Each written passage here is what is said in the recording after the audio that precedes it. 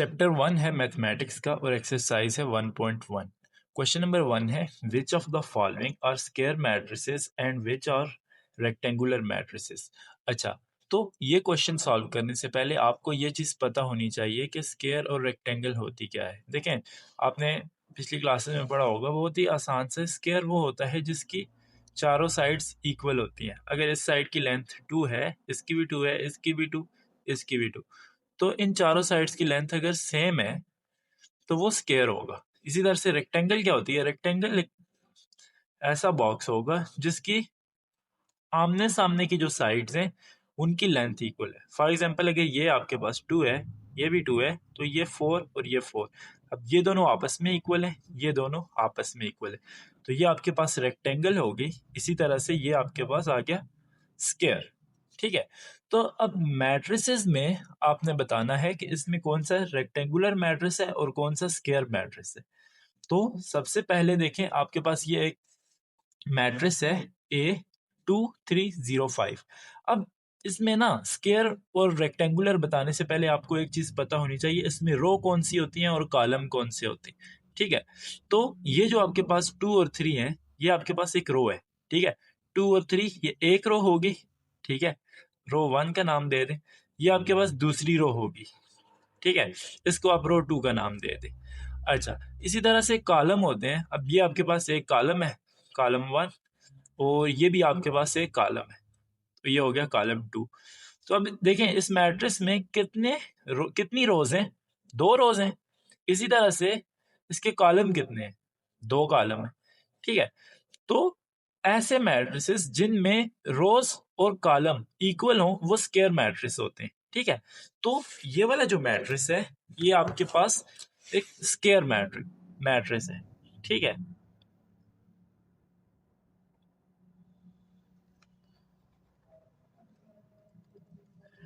इसी तरह से अब आपके पास इसी पहले क्वेश्चन का पार्ट 2 है। अब पार्ट 2 में वैल्यू है b इक्वल टू 6 3 -1 1 5 और 2। अब इसमें आप देखें रोज कितनी है? एक और ये 2। ठीक है, ये एक रो, ये दूसरी रो। अब यहाँ पे कॉलम कितने हैं? 1 2 और 3। 2 रोज हैं, 3 कॉलम है, तो मतलब आपस में इक्वल नहीं है ना।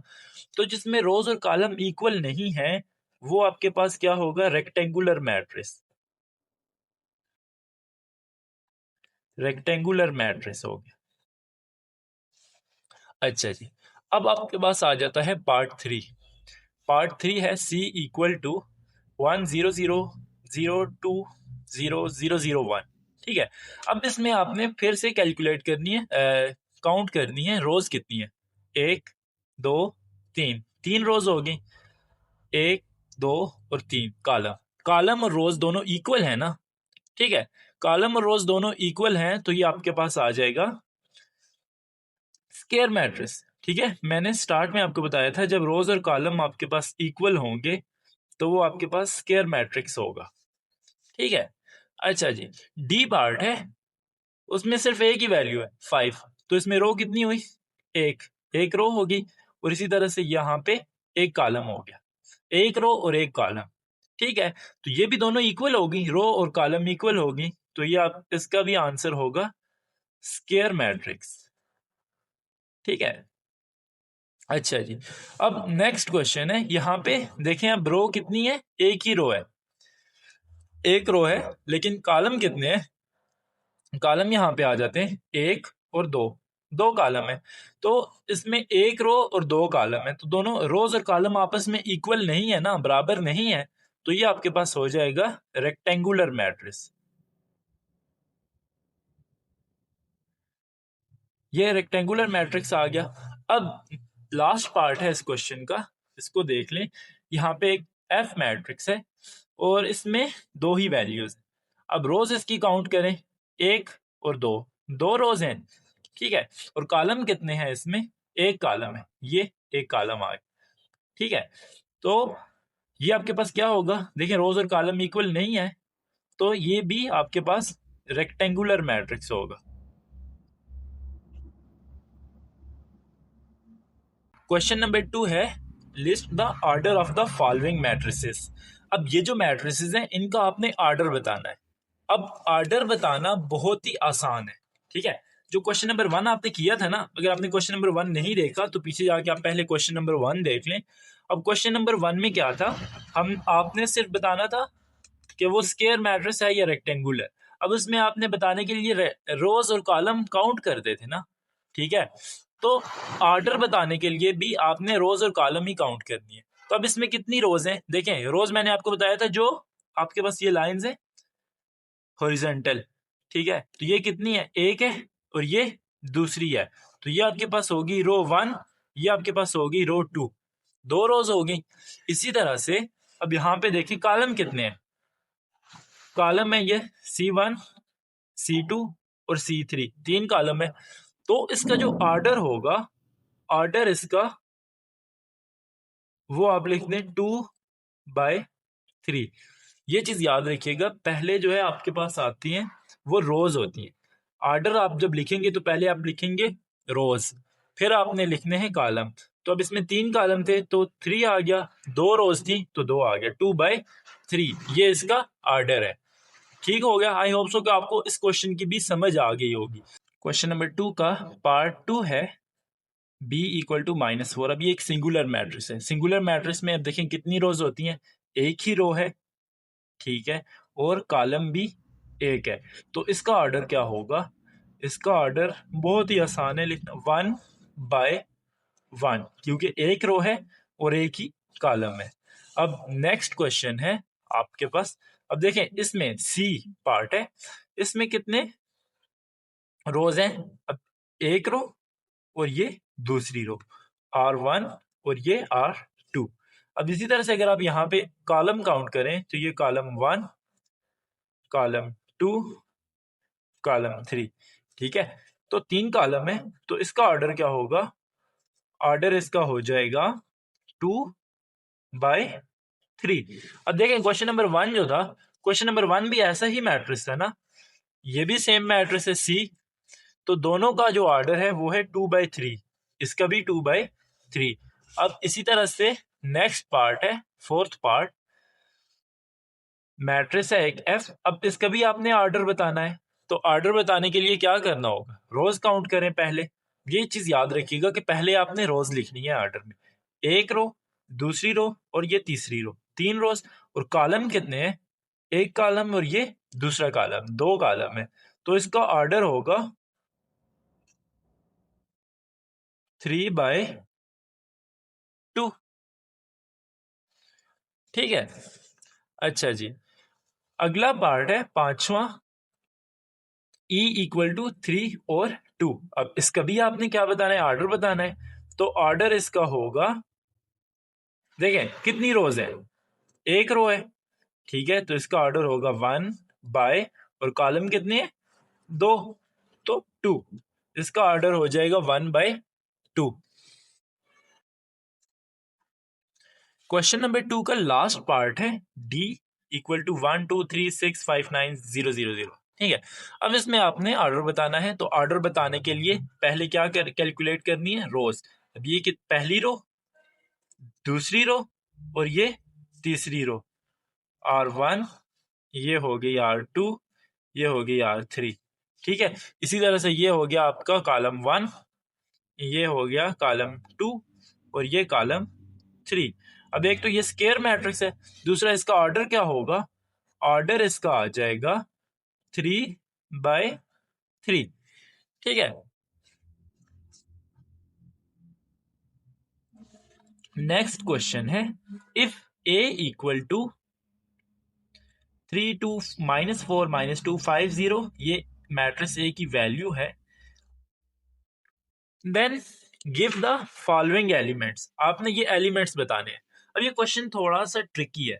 अब इसमें देखें ये पहला कौन सा है, एलिमेंट क्या है, A12। अब A12 कौन सा है, अब A12 आपको फाइंड करना है इसमें से, ठीक है। तो अब ये किस तरह से फाइंड करेंगे, देखिए ये पहले क्या लिखा हुआ है, 1 लिखा हुआ है। तो आपने फर्स्ट रो में जाना है। अब इस मैट्रिक्स की फर्स्ट रो कौन सी है, ये वाली है ना, 3 2 -4, ये आपके पास फर्स्ट रो है, ठीक है। तो इस फर्स्ट रो में आपने क्या करना है, ये इधर जाना है, और फर्स्ट रो में उसके बाद जो दूसरा ये 2 लिखा हुआ है, सेकंड कॉलम। अब सेकंड कॉलम कौन सा होता है, सेकंड कॉलम ये वाला है, 2 5 1 और 4, 2 5 और 1 और 4। अब देखें यहाँ पे ये फर्स्ट रो और ये सेकंड कॉलम, तो ये कहाँ पे मिल रहे हैं, इधर 2 पे मिल रहे हैं ना। तो जो A12 का जो एलिमेंट है वो होगा A12 equal to 2। I hope so आपको इसकी समझ आ गई होगी, अगर नहीं भी समझ आई तो अगले पार्ट्स हैं, इनमें आपको समझ आ जाएगी। अब अगला एलिमेंट है A23। अब A23 23। अब इसमें क्या करना है, आपने दूसरी रो में जाना है। अब दूसरी रो कौन सी है, ये वाली है, 250, ये रो 2 है, ठीक है। और रो 2 में और तीसरे कॉलम में जाना है। कॉलम तीसरा कौन सा है, 4056, ये है। तो ये आपके पास आ जाएगा ये 0, क्योंकि ये इधर से 250 ये वाला आ गया, और इधर से 405, ये जहां पे मिल रहे हैं, मतलब वो वाला नंबर आपने बताना है जो रो 2 में भी हो और कॉलम 3 में भी हो। तो वो नंबर कौन सा है, 0 है। तो आपके पास A23 जो है वो आ जाएगा 0। इसी तरह से आपने A32 का बताना है। अब 32 में क्या होगा, 3 है तो फर्स्ट क्या होता है, रो। एक चीज याद रखिएगा, हमेशा जो रो है वो फर्स्ट आएगी। ऑर्डर लिखते हुए भी पहले आपने रो लिखनी है, और इस तरह से जो एलिमेंट बताने हैं इसमें भी आपने पहले रो में देखना है। तो 3 में क्या है, 1 2 1 5, ये आ गया। अच्छा जी, ये आपके पास तीसरी रो है। और दूसरा कॉलम ये है 2 5 1 4। तो ये आपके पास नंबर बनता है जो कि तीसरी रो में और दूसरे कॉलम दोनों में आता है, ठीक है। देखिए ऐसे होता है ना, इधर से भी जहां पे ये मिल रहे हैं वहां पे जो नंबर आ रहा है वो नंबर आपने बताना है, ठीक है। तो वो नंबर अब इसमें कौन सा बनता है, 1। तो A32 जो है वो आपके पास होगा 1। अब इसी का नेक्स्ट पार्ट है A43। अब 43, तो पहले आपने बतानी है, फोर्थ रो में जाना है। फोर्थ रो कौन सी है, ये लास्ट वाली, -3 4 और 6, ठीक है। और कॉलम कौन सा है, 3, ये वाला, ठीक है। तो ये आ जाएगा 6। तो ये हो जाएगा A43 इक्वल टू 6। अब नेक्स्ट पार्ट है A13। अब फर्स्ट रो में आपने जाना है और थर्ड कॉलम में। फर्स्ट रो आपके पास ये वाली आ गई, ठीक है। और थर्ड कॉलम कौन सा है, थर्ड कॉलम ये वाला आ गया। तो ये जो 2 वाली वैल्यू, ठीक है, 2 वाली वैल्यू दोनों में है। तो A13 जो है ये आपके पास आ जाएगा 2। अब इसी तरह से आपने लास्ट पार्ट है इसका A33। अब 33 मतलब तीसरी रो और तीसरा कॉलम। तीसरी रो ये है, ये वाली, और तीसरा कॉलम भी ये वाला है। तो ये 5 आ जाएगा, ठीक है। तो ये A33 आपके पास हो जाएगा 5 के इक्वल।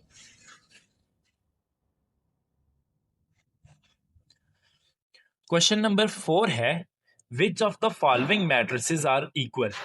अब आपके पास ये मैट्रिक्स ए है, ए इक्वल टू 2 5 1 3। बी क्या है, बी है 2 5 4 3। यह है 2 5 4 3, यह है 2 5 1 3। अब इसमें डिफरेंस है ना, यहाँ पे 4 है और यहाँ पे 1 है, तो ये तो आपस में इक्वल नहीं है, ये दो अलग अलग मैट्रिक्स है। अब तीसरा मैट्रिक्स जो है वो ये है। अब इसमें देखिए यहाँ पे ना आपको बेसिक, आपको जो मैथ्स के 4 ऑपरेशन है उनमें से एक है एडिशन का, वो यहाँ पे दिया हुआ है। तो आपने पहले ये जो मैट्रिक्स है इनको ऐड कर लेना है, इनको ऐसे ही नहीं लिखे रहने देना, ठीक है। तो सी को आपने दोबारा लिख लेना है इनको ऐड करके। 1 + 1 क्या होता है, 2। 3 + 2 क्या होता है, 5। 2 + 1 क्या होता है, 3। और ये 4 ऐसे ही आ जाएगा, ठीक हो गया। अब इसी तरह से जो डी है इसको भी आपने लिख लेना है। ये हो गया 2 1 5 3, ठीक हो गया, 2 5 1 और 3। अच्छा जी, अब आपने क्या करना है, अब देखें इनकी ये जो फाइनल फॉर्म आ गई है। अब देखें ये कोई मैट्रिक्स आपस में इक्वल है। तो अगर आप देखें 2 5 1 3, 2 5 1 3 दोनों इक्वल आ गए ना, तो आपने लिख देना है ए आंसर में, A and D R equal, इसी तरह से अब देखें 2 5 4 3 ये बी मैट्रिक्स है, 2 5 4 3 सी मैट्रिक्स है, तो B and C are equal. ठीक है, बी और सी आपस में इक्वल है। बस सिंपल आपने इसके आंसर में यही चीज बतानी है। अच्छा जी, नेक्स्ट क्वेश्चन है क्वेश्चन नंबर 5। क्वेश्चन नंबर 5 है let A equal to 2 - 3 u 0 and B equal to v -3 5 w for what values of u v and w are a and b are equal. A और B की कौन सी values होंगी A और B matrix में u v और डब्ल्यू की जगह पे कि ए और बी आपस में इक्वल आ जाएं। ठीक है, तो अब इसमें ना आपको एक चीज समझनी पड़ेगी, कोरिस्पोंडिंग वैल्यूज। अब कोरिस्पोंडिंग वैल्यूज कौन सी होती हैं? कोरिस्पोंडिंग वैल्यूज आपके पास होती हैं जैसे यहां पे है 2। अब 2 कौन सी है? फर्स्ट रो और फर्स्ट कॉलम है। इसी तरह से बी में फर्स्ट रो और फर्स्ट कॉलम का कौन सा एलिमेंट है? वी।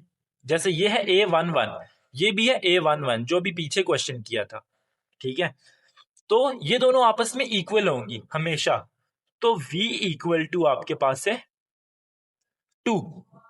इसी तरह से अब U की कोरिस्पोंडिंग वैल्यूज कौन कौन सी है? U की जगह पे है 5, तो U इक्वल होगा 5 के। ठीक है, अब अगली वैल्यू कौन सी है? W। अब W किसके इक्वल है? W इक्वल टू 0, क्योंकि W की कोरिस्पोंडिंग वैल्यू 0 है। अब आपने क्या करना है, U V और W की जगह पे इनकी जो वैल्यूज हैं वो पुट कर देनी है। ठीक है, तो हम अगर पुट करें यहां पे, ये तो 2 था A में, ये -3 था, U की जगह पे हम पुट कर देंगे 5 और यहाँ पे 0 था। ठीक है, और B की जगह पे क्या पुट करना है? यहाँ पे V था, V की जगह पे आपने 2 पुट कर देना है। 2, यहाँ पे -3 था, -3 ही लिखा रहने दे। यहाँ पे 5 था, 5 ही लिखा रहने दे, और W की जगह पे 0 पुट कर दें। ठीक है, ये वाला 0 पुट कर दिया। अच्छा, अब देखिए ये दोनों मैट्रिक्स आपस में इक्वल आ गए हैं ना, ए और बी आपस में इक्वल आ गए हैं, तो ये वैल्यूज, ये जो वैल्यूज थी यू वी और डब्ल्यू की, ये आपके पास आंसर आ गया। ठीक है, बस इसी तरह से आपने लिख देना है, क्वेश्चन आपका अटेम्प्ट हो जाएगा। अच्छा जी, क्वेश्चन नंबर 6 है इफ x+3 z+4 2y-7, ये वैल्यूज कुछ आपको गिवन है, एक मैट्रिक्स गिवन है, इक्वल टू 0 6 3y-z है। ठीक है, आई थिंक ये z नहीं है, ये 2 है। ठीक है, इस तरह से ये 2c+2 है, ये 2b+4 है, ये इस तरह की आपके पास कुछ वैल्यूज हैं। अब ये मैट्रिसेस हैं, आपने क्या करना है, आपने ये वैल्यूज फाइंड करनी है। Find the values of a b c x y and z। ठीक है, आपने इनकी वैल्यूज फाइंड करनी है। अब इनकी वैल्यूज फाइंड करना बहुत ही आसान है, मैंने पिछले क्वेश्चन में आपको बताया था कोरिस्पोंडिंग वैल्यूज कौन सी होती हैं। जो कोरिस्पोंडिंग वैल्यूज होती हैं वो आपस में इक्वल होती है। ठीक है, तो अब यहाँ पे देखें, जो पहली वैल्यू है x+3, अब x+3 की कोरिस्पोंडिंग वैल्यू कौन सी है? ठीक है, x+3 की कोरिस्पोंडिंग वैल्यू आपके पास 0 है, तो इसकी आप ना एक इक्वेशन बना ले, x+3 इक्वल टू 0। ठीक हो गया। अब इसी तरह से यहां पे आ जाएगा z+4। अब z+4 की कोरिस्पोंडिंग वैल्यू कौन सी है? 6, तो इसकी भी आप एक इक्वेशन बना ले, z+4 इक्वल टू 6। ठीक है, अच्छा जी, अब इसके अलावा और कौन सी वैल्यूज हैं? x की तो होगी, z की भी होगी, x की होगी, z की भी होगी। अब आपने a की फाइंड कर ले, एक a किधर है? a आपके पास यहां पे है, a-1, अब a माइनस वन की कोरिस्पोंडिंग वैल्यू कौन सी है, दरमियान वाला है ना, तो इसकी दरमियान वाली वैल्यू है -3। तो ये आप एक और इक्वेशन बना ले, a minus one equal to -3, ये इसकी कोरिस्पोंडिंग वैल्यू आ गई। अब इसी तरह से आप b की कोरिस्पोंडिंग वैल्यूज फाइंड करनी है। b है आपके पास b-3 equal to 2b plus 4, 2b plus 4, ठीक हो गया। अब आपने b की फाइंड कर ली, c की फाइंड करनी है जी। c किधर है, c है आपके पास 2c प्लस 2 इक्वल टू 0, इसकी कोरिस्पोंडिंग वैल्यू 0 है, तो ये आ जाएगा 2c प्लस 2 इक्वल टू 0, ठीक है। अब c भी हो गया, y रह गया। y की कोरिस्पोंडिंग वैल्यूज कौन सी होंगी, 2y माइनस 7। अब ये देखिए यहां पे है ना y, 2y माइनस 7, ये इक्वल है 3y माइनस 2 के, इक्वल टू 3y माइनस 2, ठीक है। तो अब आपके पास ये इक्वेशन आ गई है, इन इक्वेशंस को आपने सॉल्व करना है, तो आपके पास x की, y की, z की, a b c इन तीनों की वैल्यूज आ जाएंगी। तो ये हो जाएगा x इक्वल टू -3, ये +3 था ना, +3 इस साइड जाके हो गया -3, ठीक है। तो ये आपके पास x की वैल्यू आ गई, ठीक है। जब भी ये +3 है इक्वल टू की दूसरी साइड जाएगा तो इसका साइन चेंज हो जाएगा, याद रखिएगा, ठीक है। साइन चेंज हो जाएगा ना, तो आपके पास ये x की वैल्यू आ गई, ठीक हो गया। अब इसी तरह से आपने यहाँ पे z की वैल्यू फाइंड करनी है। अब देखें z प्लस 4 इक्वल टू 6 है, तो यहाँ पे आप लिख लें z equal to 6 minus 4, 6 minus 4। अब 6 माइनस 4 क्या होगा, z इक्वल टू 2, 6 माइनस 4 करेंगे 2 आ जाएगा। अब ये -4 कहां से आया, अगर आप इसमें कंफ्यूज हैं तो ये +4 था इक्वल टू की दूसरी तरफ, इसको हमने इस तरफ ले आए। अब इस तरफ क्यों लेके आए, क्योंकि हमने z को इसको अकेला करना था, इसकी वैल्यू फाइंड करनी थी। तो z की वैल्यू भी आपके पास आ गई, z इक्वल टू 2, ठीक है। अच्छा जी, अब आपने a की वैल्यू फाइंड करनी है, a की वैल्यू फाइंड करनी है, तो a -1 इक्वल टू -3 है, तो ये हो जाएगा a इक्वल टू -3 प्लस 1। अब -3 प्लस 1 किसकी इक्वल होता है, -3 प्लस 1 आपके पास आ जाएगा -2 के इक्वल। प्लस माइनस देखें कैसे आया, -2 प्लस माइनस क्या होता है, माइनस होता है, तो माइनस करेंगे 3 माइनस 1 क्या होता है 2, तो साइन बड़ी वैल्यू का आ जाएगा। बड़ी वैल्यू कौन सी थी 3, तो यहां पे आ गया -2, ठीक है। ए का भी आपके पास वैल्यू आ गई। अब यहाँ पे बी, अब बी को आपने सॉल्व किया, देखो यहाँ पे 2 बी है, एक ये है एक ये है, तो इन दोनों बी को एक साइड पे ले आए, ये बी पहले से इधर है, ये हो जाएगा -2b, ये वाला +2b इस साइड आके -2b हो गया। अब इधर इसके साथ ना प्लस है, अगर कोई साइन नहीं होता तो वहां पे प्लस का साइन होता है, इक्वल टू ये हो जाएगा 4 प्लस 3, 4 प्लस 3, ये -3 था, इस साइड आके +3 हो गया, तो ये हो जाएगा -b। इन दोनों को ऐड करेंगे तो ये -b आएगा, क्योंकि ये +1 है, तो प्लस माइनस माइनस होता है, 2 - 1 साइन बड़ी वैल्यू का आ गया -b, ठीक है, इक्वल टू 7। तो अब ये माइनस को इस साइड से इधर अगर लेके आए तो ये हो जाएगा b इक्वल टू -7, ठीक है। अब b की भी वैल्यू आ गई, x की आ गई, z की आ गई, a की आ गई। अब दो वैल्यूज रह गई हैं, एक आपके पास c रह गया और दूसरा y रह गया, ठीक है। तो c की वैल्यू फाइंड करते हैं, c की वैल्यू आपके पास आ जाएगी 2c इक्वल टू -2, ठीक है। ये +2 इस साइड जाके -2 हो गया। अब ये जो 2c है, ये 2 इस c के साथ मल्टीप्लाई हो रहा है, तो ये हो जाएगा c equal to -2 divided by 2, ठीक है। इधर आगे डिवाइड हो गए, क्योंकि इधर मल्टीप्लाई हो रहा था, अब साइन कोई नहीं है इनके दरमियान, तो इसका मतलब है ये मल्टीप्लाई हो रहे हैं, तो ये मल्टीप्लाई हो रहे थे, इधर आके ये डिवाइड हो गया, 2 1 is 2, 2 1 is 2 कैंसिल होके यहाँ पे 1 आ गया, तो c की वैल्यू आ गई -1, ठीक है। अब इसी तरह से यहाँ पे आपने y की वैल्यू फाइंड करनी है। अब y की वैल्यू फाइंड करनी है, देखें जैसे b में दोनों b एक साइड लेके गए थे, इसी तरह से y में y वाली दोनों वैल्यूज एक साइड लेके जानी, ये 2y पहले से इधर है, -3y, ठीक है, ये -3y हो गया, तो ये -2 + 7, -2 + 7 हो गया ये। अच्छा जी, अब इन दोनों को अगर आप ऐड करें तो ये हो जाएगा -1y, -1y इक्वल टू, अब ये -1 कहाँ से आया, 3 - 2 करें तो 1 आता है, साइन बड़ी वैल्यू का लगा दिया हमने। अब माइनस क्यों किया, क्योंकि इसके साथ प्लस का साइन था, तो प्लस माइनस माइनस होता है, तो इसलिए माइनस किया। और साइन बड़ी वैल्यू का, बड़ी वैल्यू 3 थी, इसका साइन माइनस था, तो इसलिए हमने यहाँ पे माइनस लगाया, किया माइनस और साइन बड़ी वैल्यू का लगाया, ठीक है, इक्वल टू, अब यहाँ पे इन दोनों को ऐड करेंगे, +7 में से 2 माइनस कर दो तो क्या होगा, 5 आएगा, ठीक है, 5 आ गया। यहाँ पे भी आप देख लो साइन बड़ी वैल्यू का है, ठीक है, तो ये साइन में आप अक्सर बच्चे गलतियां करते हैं, तो इस चीज को नोट कर लीजिएगा। अब -1 y है ना, तो ये हो जाएगा y इक्वल टू -5, ठीक है, y इक्वल टू -5।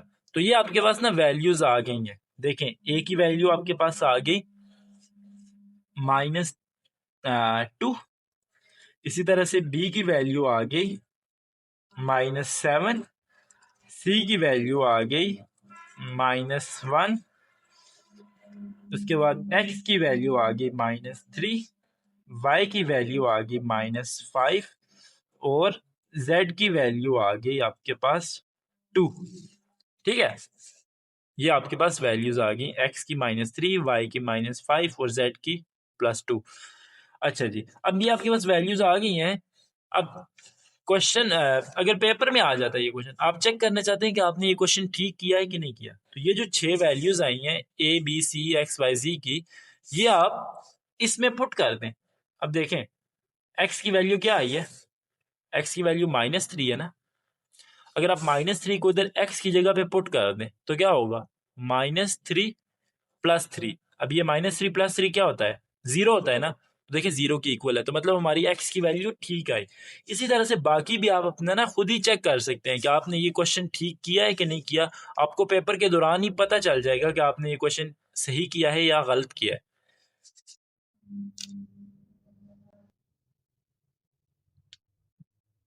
अच्छा, क्वेश्चन नंबर 7 है, solve the following equation for A B C D. अब आपने यहाँ पे ए बी सी डी की इनकी वैल्यूज फाइंड करें, लेकिन ये क्वेश्चन थोड़ा सा ट्रिकी है और ये क्वेश्चन आपका लॉन्ग क्वेश्चन में आता है, ठीक है। सबसे पहले देखें, जैसे आपने पिछले क्वेश्चन में किया था इसी तरह से आपने इसको सॉल्व करना है, कोरिस्पोंडिंग वैल्यूज को मिला के आपने एक इक्वेशन बना लेनी है। ये आपके पास आ जाएगी a + b = -1। मुझे उम्मीद है कि आपको ये समझ आ गई होगी मैंने ये क्यों लिया है। a + b जो है दूसरा मैट्रिक्स, ये दोनों आपस में इक्वल हैं, तो इसकी ये वाली जो वैल्यू होगी इस मैट्रिक्स की इसी जगह पे ये जो वैल्यू होगी, ये दोनों आपस में इक्वल होती हैं, इसलिए हमने इनकी ना एक इक्वेशन बना ली, ठीक है। अब यहाँ पे ये एक इक्वेशन आ गई, आप इसको इक्वेशन 1 का नाम दे। अब दूसरी इक्वेशन क्या कौन सी है, दूसरी इक्वेशन आ गई आपके पास b + 2c = 4, ये आपके पास इक्वेशन 2 आ गई, ठीक है। अच्छा जी, अब आपने क्या करना है, तीसरी इक्वेशन बना लो, 2c + d = ये आ जाएगा 8, ये तीसरी इक्वेशन आ गई। अब चौथी इक्वेशन आ जाएगी 2a - d = 0, ये आपके पास चौथी इक्वेशन आ गई। अच्छा, अब आपने देखें कोई ऐसी इक्वेशन है जिसमें सिंपल सिर्फ एक वेरिएबल हो। अब वेरिएबल कौन से होते हैं, जैसे ये है a है वेरिएबल है, b वेरिएबल, ठीक है, ये b है, ये c है, किसी में भी एक नहीं है ना, एक नहीं है तो मतलब आप डायरेक्ट तो इसको सॉल्व नहीं कर सकते। अब आप इसको किस तरह से सॉल्व करोगे, अब आप इसको या तो ये करोगे, इसमें एलिमिनेशन मेथड इस्तेमाल करोगे या सब्स्टिट्यूशन मेथड, ठीक है, यही दो मेथड इसमें इस्तेमाल हो सकते हैं। अब एलिमिनेशन मेथड कौन सा है, एलिमिनेशन मेथड, हम एलिमिनेशन मेथड से इसको सॉल्व करेंगे, ठीक है। क्लास 7th में आपने ये पढ़ा होगा और आई होप सो कि आपको याद भी हो। अब ये जो पहली दो इक्वेशंस हैं, इन दोनों को आपने ऐड करना है या फिर सब्ट्रैक्ट करना है, ऐड या सब्ट्रैक्ट करके एक नई इक्वेशन बनानी है, ठीक है। अब देखो इसमें भी b है, इसमें भी b है, अगर इन दोनों को आप ऐड करोगे तो ये 2b हो जाएगा, लेकिन अगर आप इनको माइनस करोगे तो ये बी और बी कट जाएंगे, फिर रह जाएगा ए और सी। तो हम इनको ना माइनस करेंगे, तो यहां पे आप लिख लो सब्ट्रैक्ट इक्वेशन 1 फ्रॉम इक्वेशन 2। अब इनको सब्ट्रैक्ट करना है तो ये हो जाएगा ए प्लस बी। अब नीचे देखें बी है तो बी को बी के नीचे लिखेंगे प्लस 2c, इसको इधर लिख दिया, ठीक है। इक्वल टू, यहाँ पे इक्वल टू का साइन है, इनको ऊपर नीचे लिखते हैं क्योंकि ये दोनों कांस्टेंट हैं। अब आपने इनको सब्ट्रैक्ट करने के लिए जो नीचे वाली वैल्यू होती है इसके साइन चेंज करने, ये प्लस है, ये भी प्लस था तो इसका माइनस हो गया, ये प्लस था इसका भी माइनस हो गया, ठीक है। नीचे वाली वैल्यूज के हमेशा साइन चेंज करते हैं। अब ये प्लस बी और माइनस बी कट गए तो ये आपके पास आ जाएगा ए माइनस 2c इक्वल टू, अब ये -4 था, -4 और -1 माइनस माइनस प्लस होते हैं तो ये -5 हो जाएगा, ठीक है। ये आपके पास एक इक्वेशन 5 आ गई, ठीक है। अच्छा जी, अब इक्वेशन 5 आ गई। अब आपने क्या करना है, अब आपने ये इक्वेशन 3 और इक्वेशन 4 इनको या फिर ऐड करना है या सब्ट्रैक्ट करना है। देखो ये प्लस डी है, ये माइनस डी है, तो डायरेक्ट इनको ऐड करोगे तो आपके पास ना आ जाएगी, इक्वेशन आ जाएगी। तो आप यहाँ पे लिख दो ऐड इक्वेशन 3 एंड इक्वेशन 4, इनको आप ऐड कर दें। अच्छा जी, अब इक्वेशन 3 क्या थी, इक्वेशन 3 थी आपके पास 2c प्लस डी, और इक्वेशन 4 क्या है 2a, ए मैं इधर लिख रहा हूँ, और माइनस डी इक्वल टू, ये है 8 और 0। अब इनको डायरेक्ट ऐड करना है तो ऐड करते हुए नीचे वाली इक्वेशन के साइन नहीं चेंज करने। देखो ये प्लस डी और माइनस डी कट जाएगा, ये आ जाएगा 2a minus sorry plus 2c, ठीक है, इक्वल टू 8। अब आपके पास ये जो इक्वेशन आई है इसको आप इक्वेशन 6 का नाम दे दो, तो टोटल आपके पास इसमें 6 इक्वेशन बन गई हैं इस क्वेश्चन, ठीक है। अब आपने क्या करना है, देखें ये इक्वेशन 5 जो है इसमें है -2c और इक्वेशन 6 जो है इसमें है +2c। इन दोनों को आप ऐड कर दो, 5 और 6 को, इनको अगर आप ऐड करोगे तो फिर आपके पास a की वैल्यू आ जाएगी, ठीक है। तो आप इनको ऐड करोगे तो देखो ये क्या आएगा, ये आ जाएगा आपके पास, ऊपर लिख दें ऐड इक्वेशन 5 एंड इक्वेशन 6, इनको ऐड करना है तो इनको ऐड करके आ जाएगा a minus 2c equal to -5। तो इक्वेशन 6 क्या है 2a plus 2c equal to 8, इनको ऐड करेंगे तो +2c और -2c कट गए और ये ऐड होके ये आ जाएगा 3a इक्वल टू, ये हो जाएगा 8 माइनस 5 क्या होता है 3, ठीक है। तो अब ये देखें 3a इक्वल टू 3 है तो ये मल्टीप्लाई हो रहे हैं, तो ये हो जाएगा a equal to 3 divided by 3, ठीक है, a equal to 3 divided by 3। अब इन ये दोनों काट के इधर 1 आ गया तो a की वैल्यू आ गई आपके पास 1। अब आपके पास a की वैल्यू आ गई है ना, तो अब आप a की वैल्यू इन बाकी वैल्यूज़ में पुट करते जाएंगे तो बाकी आपके पास जो क्वेश्चन है वो इक्वेशन जो है वो सॉल्व होती जाएंगी। मतलब a की वैल्यू आप इस इक्वेशन में पुट करोगे तो b की वैल्यू आ जाएगी, b की वैल्यू आप इस इक्वेशन में पुट करोगे तो आपके पास c की वैल्यू आ जाएगी, c की वैल्यू आप इस इक्वेशन में पुट करोगे तो आपके पास d की वैल्यू आ जाएगी, ठीक है। तो मतलब एक वैल्यू हमें मिली, वो पुट करने से हमें हमारे पास जो बाकी वैल्यूज हैं वो भी आ जाएंगी। आई होप सो कि आपको इसकी समझ आ गई होगी। तो अब हमने वो वैल्यूज जो है वो पुट करनी है, आपने ना वो a की वैल्यू याद रखनी होगी। इधर हम लिख लेते हैं a की वैल्यू हमारे पास आई थी 1, ठीक है। अच्छा a की वैल्यू 1 आई थी, तो जो पहली इक्वेशन थी वो क्या थी, वो आपके पास थी a plus B equal to -1, ठीक है, ये इक्वेशन 1 थी। अब इसमें put a equal to 1, a equal to 1 इसमें पुट करेंगे तो a की जगह पे 1 आ जाएगा, प्लस b इक्वल टू -1, तो ये हो जाएगा b इक्वल टू -1 और ये हो जाएगा -1, ये +1 इधर आके -1 हो गया, तो -1 क्या हो जाएगा -2, ठीक है। तो b की वैल्यू आ गई 2। ठीक है, अब b की वैल्यू आ गई है तो b की वैल्यू आपने इक्वेशन 2 में पुट कर देनी है। b की वैल्यू -2 है ना, तो इक्वेशन 2 आपके पास क्या थी? इक्वेशन 2 थी b plus 2c equal to 4। b plus 2c equal to 4। अच्छा जी, अब इसको आप जरा पुट करें, देखें b की वैल्यू -2 पुट करें इस इक्वेशन में तो ये आ जाएगी -2 प्लस 2c इक्वल टू 4। ठीक है, तो ये हो जाएगा +2c इक्वल टू 4 प्लस 2। ये -2 इस साइड आके +2 हो गया, तो ये ऐड होके 6 हो जाएंगी, तो 2c इक्वल टू 6 आ गया।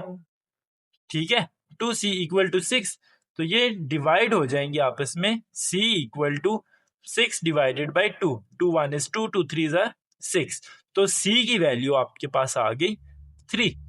अब ये जो c की वैल्यू आई है, ये c की वैल्यू आप इक्वेशन 3 में पुट कर दो। इक्वेशन 3 क्या थी? 2c plus d equal to 8, यही थी ना, चेक कर लें। अच्छा जी, तो इसमें जब आप c की वैल्यू पुट करेंगे, पुट c इक्वल टू 3, तो ये क्या आ जाएगी? ये आ जाएगी 2, यहाँ पे आ जाएगा 3 प्लस d इक्वल टू 8। ठीक है, तो 2 3 जार 6 प्लस d इक्वल टू 8 हो गया। ठीक है, अच्छा जी, अब आपने क्या करना है, यहाँ पे d इक्वल टू 8 माइनस 6। ठीक है, ये +6 इस साइड आके -6 हो गया, तो ये हो जाएगा d इक्वल टू 8 माइनस 6 2। तो d की भी वैल्यू आ गई। ठीक है, तो इस तरह से आपके पास a की वैल्यू भी आ गई, ठीक है, b की वैल्यू भी आ गई, c की वैल्यू भी आ गई और आपने d की भी वैल्यू फाइंड कर ली। ठीक है,